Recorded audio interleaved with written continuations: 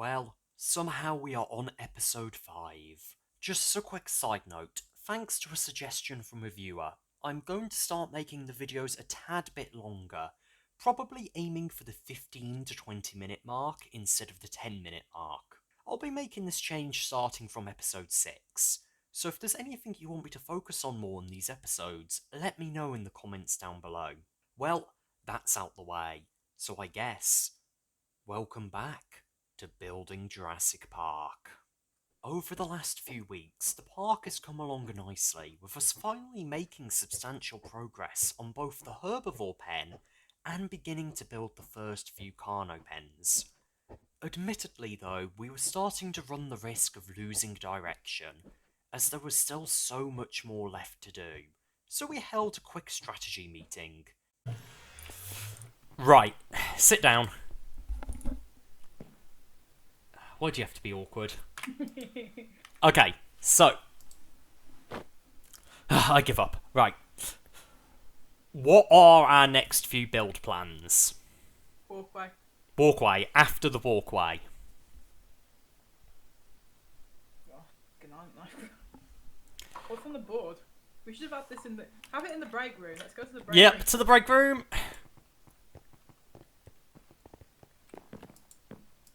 Okay. So... I'm currently working on the Carno area. I'm working on walkway. What are you going to do after the walkway? Path from Doctor Lab? Yeah, I can do. Yeah? We're going to need more gravel though, and I think the gravel's being used, isn't it? I can sort something out for the gravel. What about farms? Not farms, museum. Oh. Yeah, I'm going to do that one of the last things because we're going to need a lot of skeletons, and we don't have any... Well, we have 3, but they're all the same dinosaur. Okay. So not until we've done the Dinosaur Fight Club. Yeah, like once we've done the fight club, we're going to have enough for the... Okay, well, I'll need to work on finishing the Carno area then. Well, if you just build the path up, we can work on the town, can't we? Cool. And then, once I'm a bit through the Carno area, I'm going to leave the Spino zone to you. Or actually, no, I'm going to leave the Swamp zone to you, and I'm thinking it goes Swamp, Spino zone, and then finally, the Water zone. With that decided, we went off in one of the cars to place some dinosaurs that Martha had been working on for a few weeks. The Brachiosaurus, or as we call them, the Longnecks. We already had an area designated for them lodged between the herbivore pen and the lake bordering the lab. Over the last few days, Martha had been steadily planting some prehistoric trees in the region, getting it ready for them. On our way back though, something different happened. Martha? Mm-hmm. Is that a mob?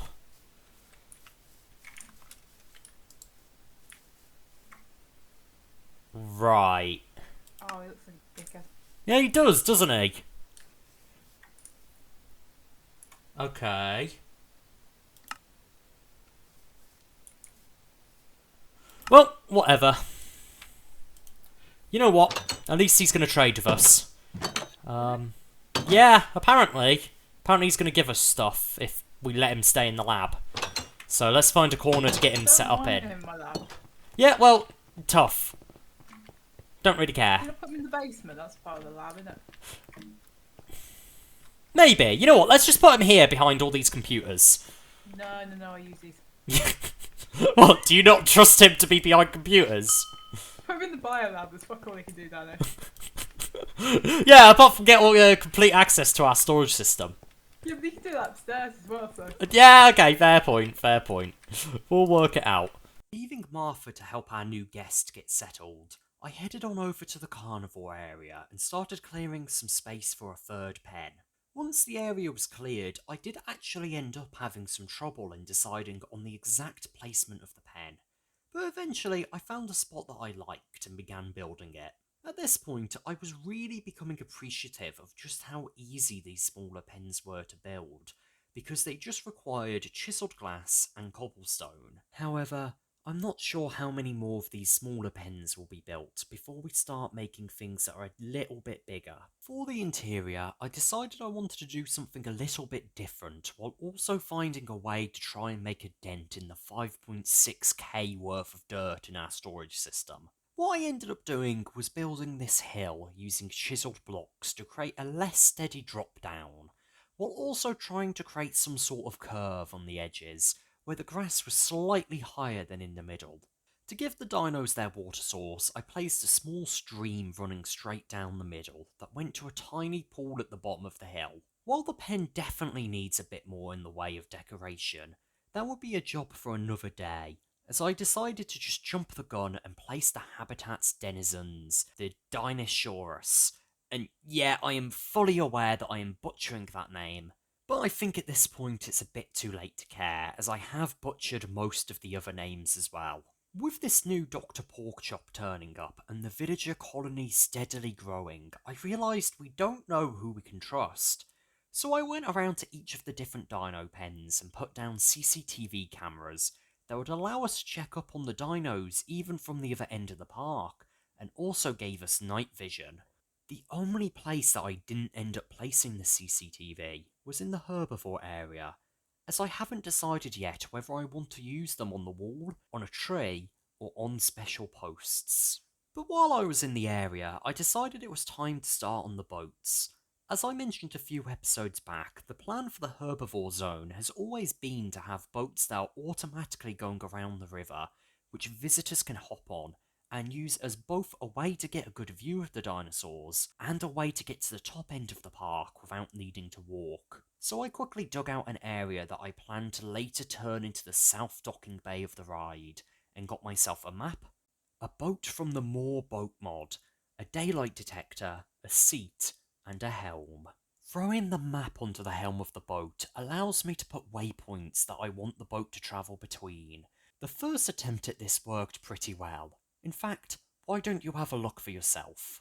So it does work, mostly. Either way, I just need to be more precise in where the waypoints go. That way it should, in theory, sort of smooth out the ride. But I'll have a play with it next week. You see, I have bigger problems at the moment. Currently, there's a lot of stuff that I want to put in the park that I simply cannot do, because we just are not generating enough power. The prime example of this is the sliding gates I want to add to some of the bigger pens for ease of access. The system is already struggling with it often just turning off, especially at night. So I want to build a nuclear reactor on the island to power the entire theme park. Obviously, this is far easier said than done, with it needing a large investment of both time and resources. I've actually been preparing for this for a few weeks now, stockpiling the raw resources we will need, but I haven't gotten around to processing them into usable materials yet, mainly because I've been debating where to actually put said reactor. Now though, I have finally decided to build it underground, not too far from the underground service tunnel. Last episode, I had set up the tunnel miner, and the advantage of it placing its own track is that it's created a mini train line for me. Now, I decided to build the entrance to the reactor along this train track at its first left turn. The logic being that if something did go wrong with the reactor, I want to be able to get as close to it as possible before it blows up. Of course, I could always just build the reactor right under the base, but Martha made it clear she wasn't too happy about the idea, just in case something did go wrong. Of course, if the reactor did actually go critical, it would probably take the entire park, hell, possibly the entire island with it. But I didn't mention that part. So, at the new train station I built, I dug out an elevator shaft going all the way down to Y level 10, before placing down our miner and leaving it to clear out a decent enough space for me to work with. Meanwhile I was waiting for this, I went back over to the lab and checked to see what dino eggs we had ready to go for the herbivore zone. After grabbing a few eggs, I ran over to the herbivore zone and placed down a few Lephosauruses and some Plateosauruses. Really at this point, it's more about just adding life to the herbivore zone through more dinosaurs. But this made me think it might be a good idea to recap where the park actually is at the moment build-wise, and what dinos are currently inside it. First off, we have the laboratory, which currently houses our small villager colony and our new Dr. Porkchop. Dinosaur-wise, we have 4 current pens, all of which are meant for either dinosaur testing or temporary housing until they get bigger. One is filled with Procmos, another with Monkeus, while the other 2 currently remain empty. Underneath the base is a service corridor which houses a variety of technical builds like the factory and the animal food farm.